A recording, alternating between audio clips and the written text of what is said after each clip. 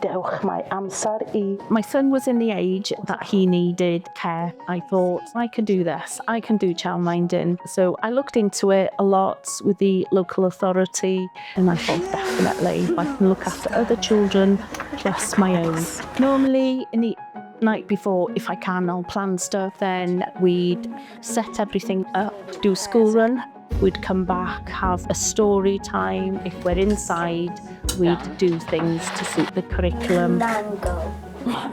The most rewarding part of the job is seeing how well the children thrive.